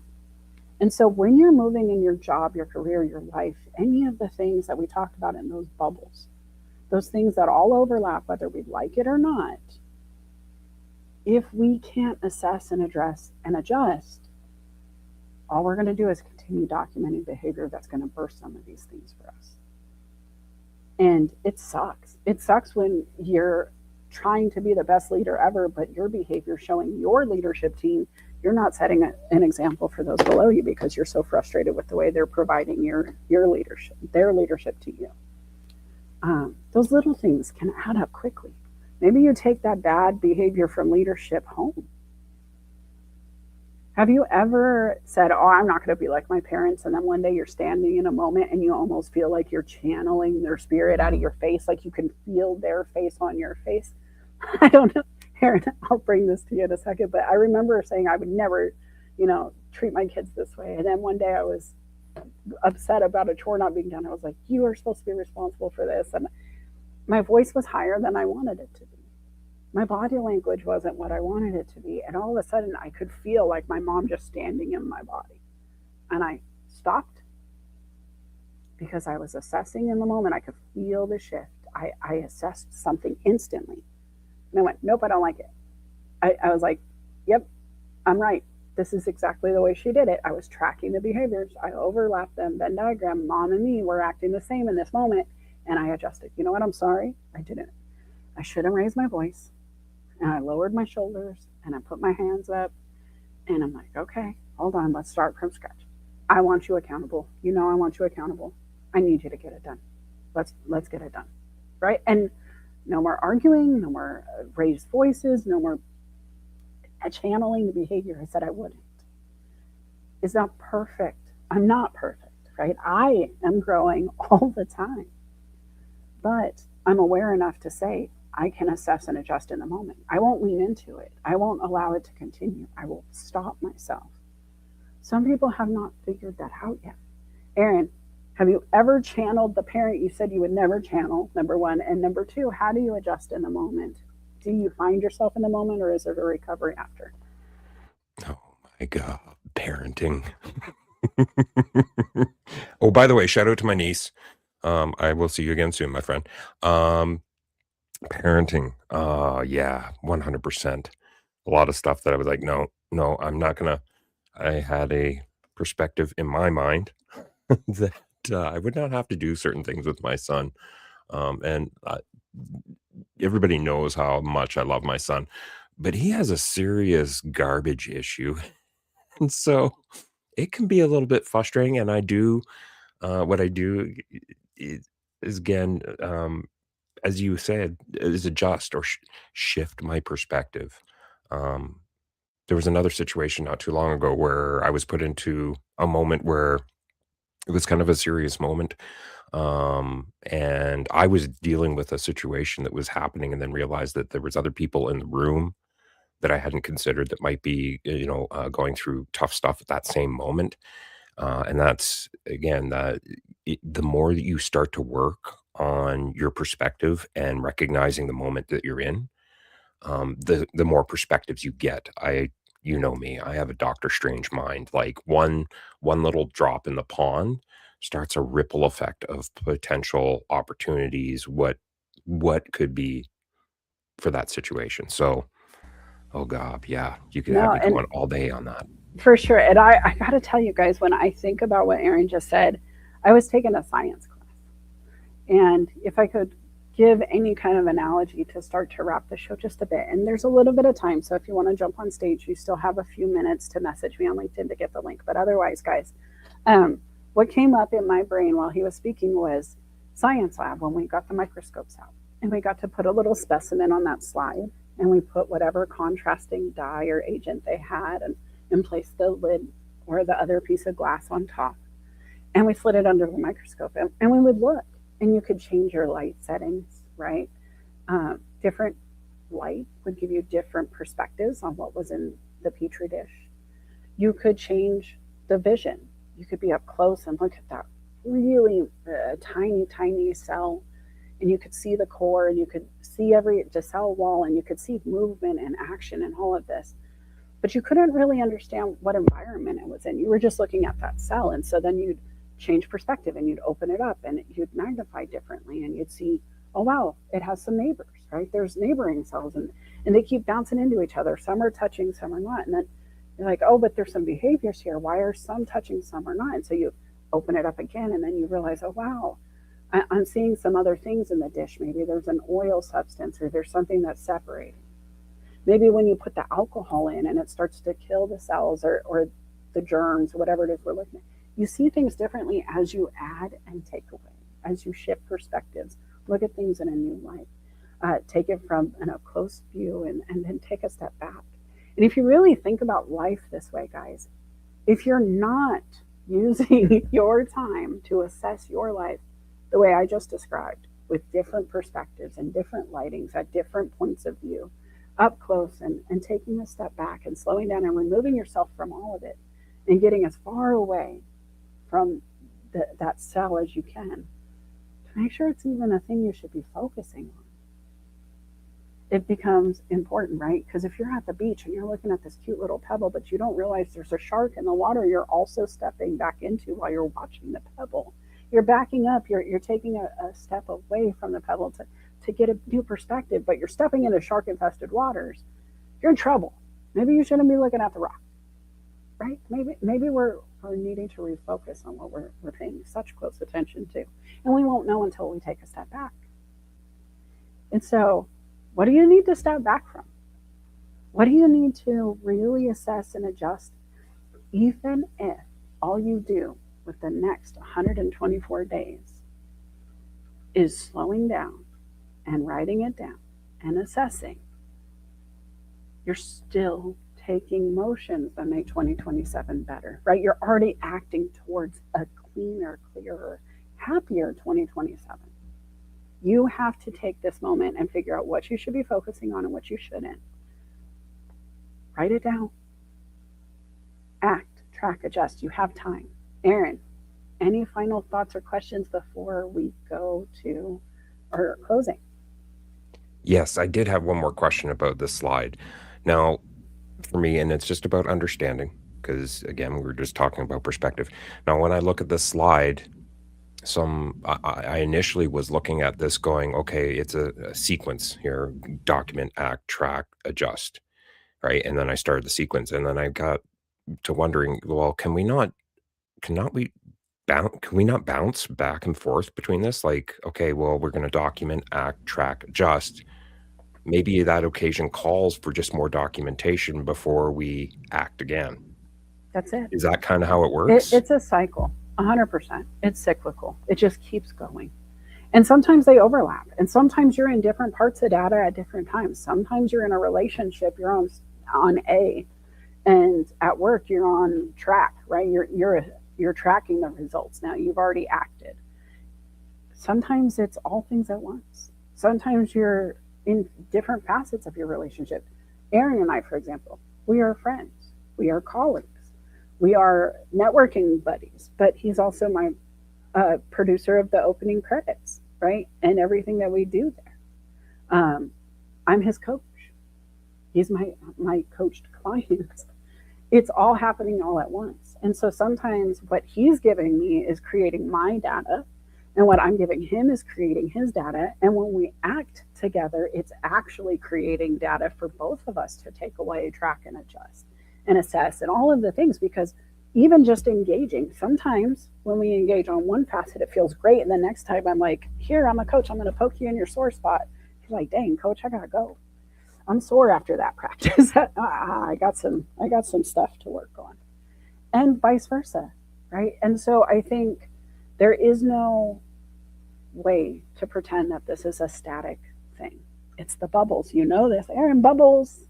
We're always bubbles. Bubbles, bubbles, bubbles. I love Bubbles, the bubbles, bubbles. The reality is, guys, you're going to write your story, right? You have to figure out how you're going to do it. It goes back to what I believe and have believed since I was 16 when I wrote this. Victory and victim both start out the same. It's up to you how it ends. And really, if you break down that word, that victory, V-I-C-T, and victim, V-I-C-T, it really is up to us how we're going to finish that off. And it doesn't mean we're going to prevent things that can create victim moments, right?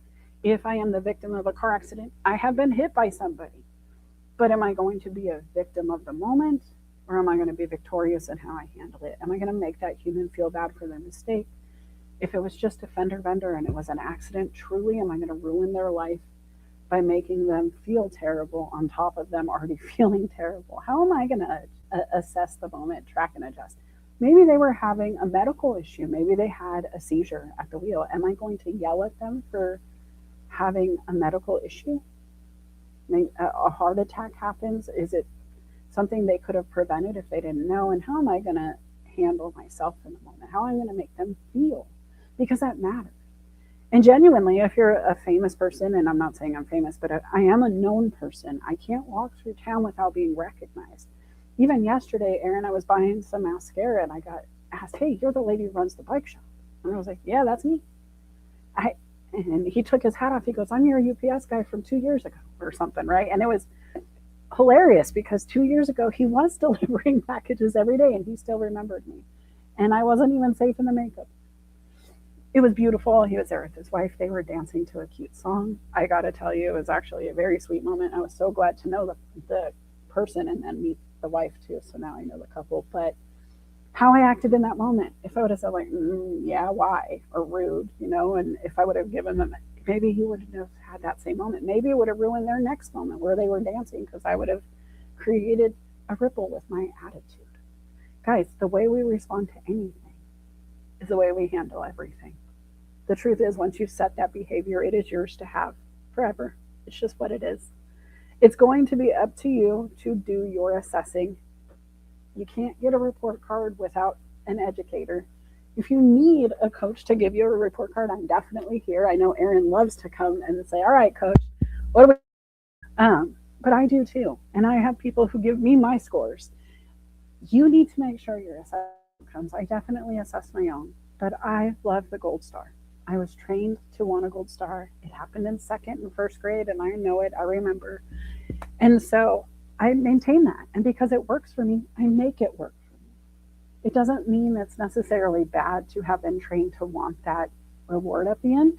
Sometimes, though, we just have to create our own reward system. We have to have our own tracking system. Some of us do it with a pedometer and track our steps. Some of us do it with a weight loss program, and we go weekly to weigh in and meet with our teams. Some of us do it financially and we check our bank account. Some of us measure how we feel at the end of the day when we're in our bed surrounded by those we love and how they're feeling. Was it worth it? Right? And for me, that's my outcome. My goals for 2027 and the rest of 2026 are to make sure that the people in my home feel loved, feel cared for, feel safe, and feel comfortable. They have hot cocoa in their cups. They have cookies on the counter. I don't mean to be an alliteration station girl right now, but the holidays are coming. I just want to grab all of that good energy and just enjoy it. I want to continue the traditions of my mother and grandmother.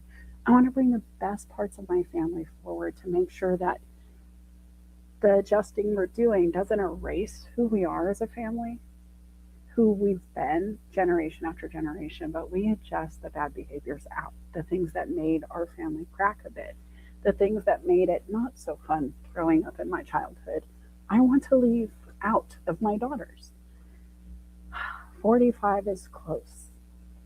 I'm really excited about 45. I'm not sure I'm going to be at the motorcycle shop as a 45-year-old. I don't know how long into 45 I will be there. I may surprise myself and stay. But the truth is, I know a shift is coming. I know something else is evolving because I'm ready. I'm ready to step back out. I took a little time at the bike shop. For those who aren't familiar with the story, after my mom passed away, my client passed away, they were 30 days apart. And I just needed a break. Oh, I'm sorry. No, my client passed away. My mother passed away. I started a new business. That closed after 8 months. And I just needed a break from all the chaos of growing and evolving and shifting. And I wanted something stable. So I went to the bike shop thinking fun and passion. And then there was a lot of loss there. We had some customers and employees who lost their life on their bikes. And that evolved. And then I had a bunch of employees that I started really caring for. They became friends. And I wanted to see them evolve through this successfully. So I stayed, I supported. They have become successful in their own rights. They've left my store and gone to find successes of their own in their own stores. And they're doing great. And those relationships will maintain. And that's fantastic. But I'm just not sure what's next. I am ready to go to that next step. And so I'm documenting, acting, tracking, adjusting. And I'm doing it openly because I'm not scared to grow. I'm not scared to tell others I'm always looking to grow. And I'm very grateful to be in a position to be able to do that. If you're not, I can help you your evolution privately. We don't have to be open about it. If you need some assistance with, career transition, I'm a staffing professional. I ran a staffing firm long before I was ever a background screener. But then I did background screening for a decade, and I helped people with employment, and I know what kept people out of the employment pools. And so definitely reach out if you need help there. But the truth is, if you just want some accountability, if you want to get some clarity, if you just need something different, I have a special right now, $100 clarity session for new clients only. We'll get 1 hour of focused time to figure out what comes next. You have 124 days. What are you going to do with it? Guys, that's less than $1 a day. So if you're ready, you should take advantage. And if not, that's okay. Just start assessing what isn't working for you. If you know what isn't working, you can work on what is, right? Process of elimination. If you understand the Venn diagram, do it. What works, what doesn't. Venn diagram that stuff out. Make sure you come back next week. It is going to be my birthday episode. Make sure you tune in Friday, because Erin, we're live. We're going to do it together. Are you excited? Are you as excited as I am? Really? Erin Gibson. I am so freaking excited for next Friday. You have no idea. I have not only gotten you once on my show, this will be the official second time of having you live on my show, on camera. So I'm very grateful, very thankful for you. And please don't forget to subscribe to documentthenAct.com and YouTube. Document Then Act on YouTube. That I knew he was going to say that. And Erin, I know you'd be so proud. I actually went to YouTube and scheduled it and did all the things I'm supposed to before I go live so they would know where it's at, and I put it on my playlist. And I'm evolving. I gotta be honest, I did this in a very lazy way, and finger quotes lazy, right? Am I allowed to say I did it in a lazy way? I don't even true when you go live for 2 hours each week, but I meant to be an audio star. I loved being in my audio rooms. I never wanted to go live on camera or do the video stuff. It was the evolution of LinkedIn protecting itself. I understand it from a compliance aspect. I actually really am proud of their decision to do it. Not that I love the outcomes. I loved audio. So I kept this as a billboard. I kept this as a marketing tool. When people said, "Are you going to go live?" I said, no, I don't want to get up even earlier on a Saturday to put on makeup and be camera ready. Who wants to terrorize themselves that way? Our friendship was always based on me being in my pajamas. I brush my teeth and I get here and I wash my face and we go live. And I've been able to maintain that. But you guys don't get a lot of Melissa on screen. And that has been by design too, because truthfully, I don't want you to focus on me.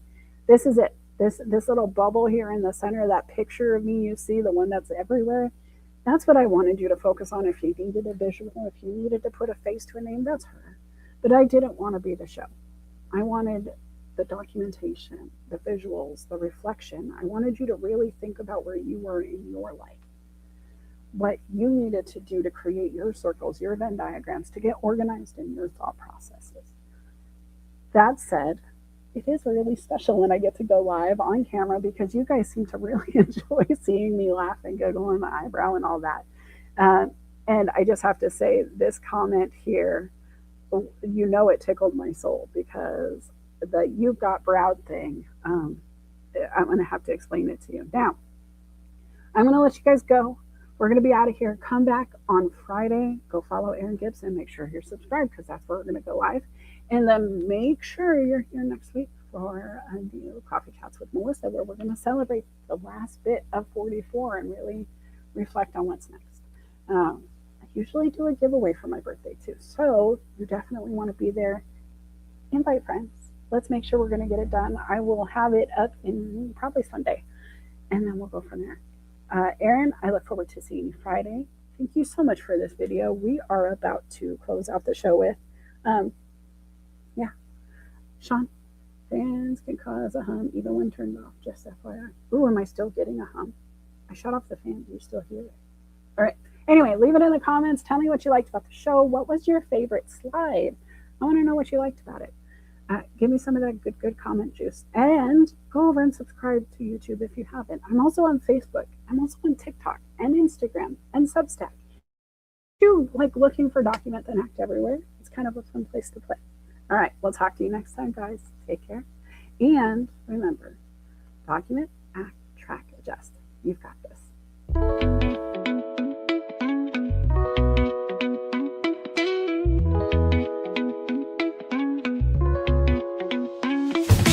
Sunlight creeps through my window pane. Dreams of stars, now a faint refrain. Coffee brews and thoughts collide in this early morning ride. Wake up world, let's start the day. Insight flows in a bright array. Questions dance like morning dew. In this space, it's me and you. Coffee chats with Melissa.